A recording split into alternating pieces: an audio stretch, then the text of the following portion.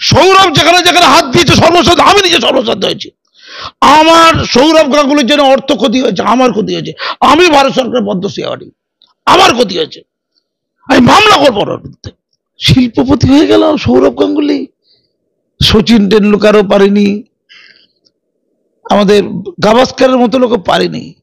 একজন ক্রিকেটার কত টাকা পায়, সে শিল্পপতি বনে যায়। যেখানে ক্ষমতার মধু পান সৌরভ ঠিক সেই দিকেই যান। ওই সম্পত্তি কার? গরিব অসহায় বঙ্গবাসীর। সেই সম্পত্তিটা সৌরভকে দিয়ে দেওয়া হবে। তাহলে রোজ ভ্যালির সম্পত্তি আমাকে দেওয়া হোক, রোজ ভ্যালির সম্পত্তি কোটি কোটি টাকা, আমিও তো একটা বিশেষ লোক, ছোটখাটো লোক, আমাকে দেওয়া হোক। এবং রোজ ভ্যালিটা আমি নিলাম, আর সারদার সম্পত্তিগুলো আর জনগণকে দেবে না। তুমি এত খাটছো, তুমি রোজিনা, তুমি সংখ্যালঘু দুধেল গাই সাংবাদিক, তুমি এত পরিশ্রম করছো দিদির সম্মানার্থে, বাংলার সম্মানার্থে, তোমাকে দেওয়া হোক। সস্তায় 16 লাখের ফ্ল্যাট কিনুন, এখানে ট্যাক্সে ছাড় আছে, আপনারা আসুন। আমি বলছি বিশ্বস্ত প্রতিষ্ঠান, আর আমি ওখানে ক্রিকেট একাডেমি করব, আমি বলছি একাডেমি করব, আমি বলছি ওখানে অ্যাপেলো হসপিটাল হবে, আমি বলছি ফিল্ম সিটি হবে, আমি বলছি বিগ বাজার হবে, আমি বলছি কলেজ বিশ্ববিদ্যালয় হবে, আমি বলছি সব, আমি বলছি আপনারা কিনুন, আপনারা সৌরভ দাদা আইকন বলছে। আর বাঙালিরা আবেগে গদ গদ।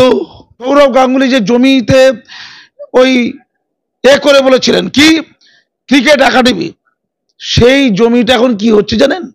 সৌরভ নিয়েছেন, সেই জমিতে এখন মদ তাড়ি গাঁজা খাওয়া হচ্ছে। বলছি সৌরভ গাঙ্গুলিকে 1 টাকায় জমি দেয়া হলো শিল্প করার জন্য, সৌরভ গাঙ্গুলিকে 1 টাকায় জমি নিয়ে শিল্প করবেন? করলে তো খুবই ভালো। সেই স্পেন থেকে শিল্পর গল্প শুনতে শুনতে আমরা অভ্যস্ত হয়ে গেছি পশ্চিমবঙ্গবাসী। আপনারা অনেকেই ভাববেন এই টপিকটাতে আমরা জোর দিচ্ছি কেন এই মুহূর্তে দাঁড়িয়ে। আচ্ছা একটা কথা বলুন তো, এই 1 টাকায় জমি যদি একটা যারা ব্যবসা করছে আমাদের এই পশ্চিমবঙ্গে, সত্যিকারের যারা ব্যবসা করছে, তাদেরকে দিলে কি তারা আরো বেশি অগ্রগতি করে আমাদের রাজ্যের বেকার যুবক যুবতীরা চাকরি পেত না? সৌরভ গাঙ্গুলিকেই চয়েসেবল কেন? কারণ সৌরভ গাঙ্গুলি এর আগে বাম আমলে জমি নিয়েছে, স্কুল করার জন্য জমি নিয়েছিলেন, পরে সেটা ফেরত দিয়ে দেন, স্কুলটা তিনি করে উঠতে পারেননি। তাহলে শিল্প ইস্পাত কারখানা কি করে করে উঠবেন?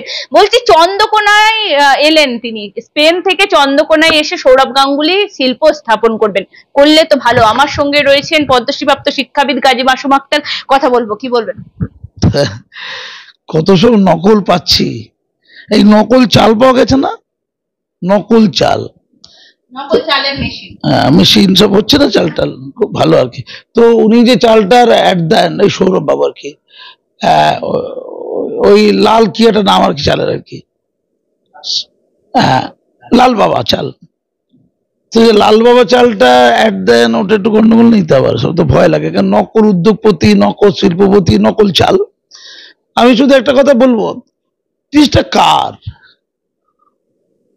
ওই যে জায়গাটা ওরা ফিল্ম সিটি করার কথা হয়েছিল, প্রয়াগ করতে চেয়েছিল, ওরা চিট ফান্ড, ওরা শত শত হাজার হাজার মানুষের কাছ থেকে টাকা নিয়েছিল, টাকা নিয়ে তাদের রক্ত করা টাকা, গায়ের ঘামে টাকা, গরিব মানুষ তারা, সেই টাকাকে সর্বশান্ত করে চলে গেছে, তারা শেষ করে দিয়েছে। তারপর আমরা দেখলাম নারদা, সারদা, রোজ ভ্যালি, কত কিছু দেখলাম। তো তাহলে সরকার ওই জমিটা যেখানে ফিল্ম সিটি হবার কথা, যখন শালবনীতে বললো আমরা শিল্প করব, আমার তো ওনার টাকার উৎস সম্পর্কে জানতে বড্ড ইচ্ছে করে, কি করে হয়।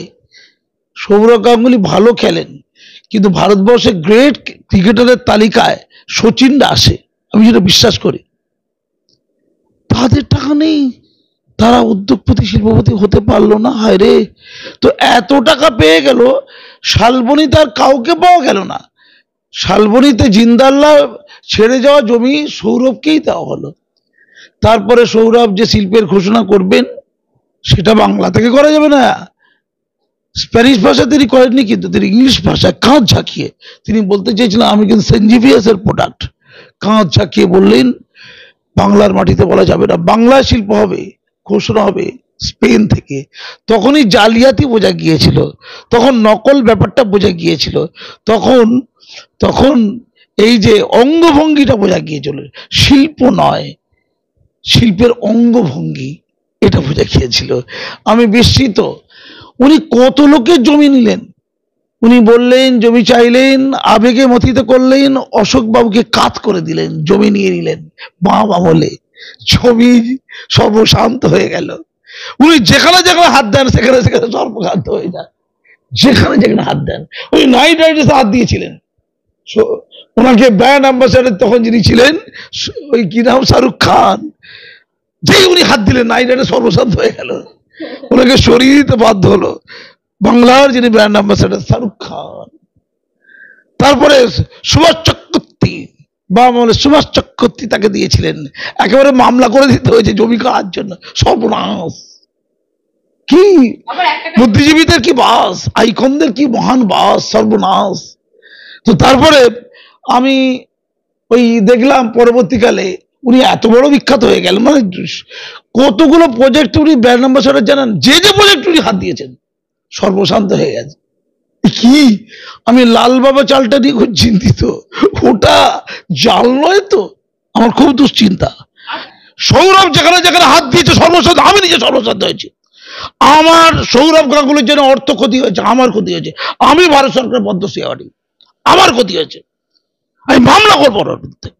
ইতিমধ্যে মহেশতলা থানা ডায়েরি করেছি, 121 জনের মধ্যে আমরা ডায়েরি করেছি ওনার বিরুদ্ধে। ওনার এবং উনি যে প্রজেক্টের ব্র্যান্ড অ্যাম্বাসাডার, কি project, highland green Batanagar, Kolkata river side project, তার ব্র্যান্ড অ্যাম্বাসাডারকে সৌরভ গাঙ্গুলি, তিনি অ্যাড দিচ্ছেন 2024 সালে কলকাতা গঙ্গার পাশে করে দেখিয়ে দিলেন। আপনি দেখাবেন না? বলে দিন না। উনি বলছেন সস্তায় 16 লাখের ফ্ল্যাট কিনুন, এখানে ট্যাক্সে ছাড় আছে, আপনারা আসুন। আমি বলছি বিশ্বস্ত প্রতিষ্ঠান, আর আমি ওখানে ক্রিকেট একাডেমি করব, আমি বলছি একাডেমি করব, আমি বলছি ওখানে অ্যাপেল হসপিটাল হবে, আমি বলছি ফিল্ম সিটি হবে, আমি বলছি বিগ বাজার হবে, আমি বলছি কলেজ বিশ্ববিদ্যালয় হবে, আমি বলছি সব, আমি বলছি আপনারা কিনুন, আপনারা সৌরভ দাদা আইকন বলছে। আর বাঙালিরা আবেগে গদ গদ, বাঙালি ভদ্রলোকেরা, বাঙালি মধ্যবিত্ত নিম্ন মধ্যবিত্তর আইকন না, তারা লাইন ধরে কত লোক ফ্ল্যাট কিনেছে, 7,000 প্রায়, শুধু হাইল্যান্ড গ্রিন প্রজেক্ট 1-এ 4,500 মতো ফ্ল্যাট কিনেছে। তাদের মধ্যে 70% থেকে 80% সৌরভের অ্যাডে পরিচিত হয়েছে। আচ্ছা বলুন তো, আমি লাল বাবা চাল খাবো, আমি আশা করি চালটা ভালো, জানি না খেয়েছি কিনা। আচ্ছা এমনও তো হতে পারে লাল বাবা চালে উনি অ্যাড দিয়েছেন, উনি জানবে কি করে চালের কি, চালটা খেয়ে আমাদের ক্যান্সার হয়ে গেল, চালটা খেয়ে নকল চাল হতে পারে, তো ক্যান্সার হয়ে গেল, তাহলে দায়িত্বটা কি সৌরভ নেবে না? আপনি উত্তর দিন আমাকে, উত্তর দিন। ভারতবর্ষে আইন থাকা উচিত, আইকনরা যদি কোনো অ্যাড দেয়, সেই অ্যাডের জন্য মানুষ যদি প্রতারিত হয়, ওই আইকনদের বিরুদ্ধে জেল হবে, তারও শাস্তি হবে। কেন এই আইনটা নেই বলুন তো? আপনি উত্তর দিন, আগে উত্তরটা দিন।